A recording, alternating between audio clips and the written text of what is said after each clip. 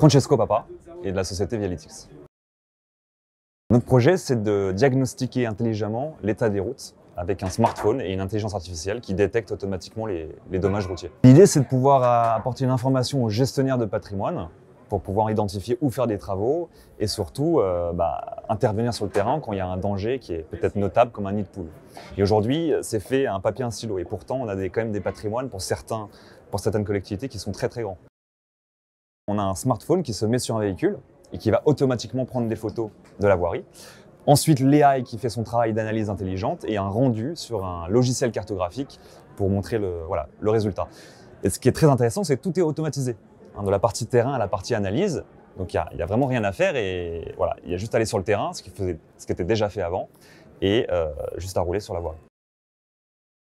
Entretenir une route, c'est coûteux, mais il y a aussi un coût de CO2. Et il y a des enjeux aussi de sécurité qui sont liés à ça, notamment avec les pistes cyclables, la mobilité douce qui devient partagée avec les véhicules.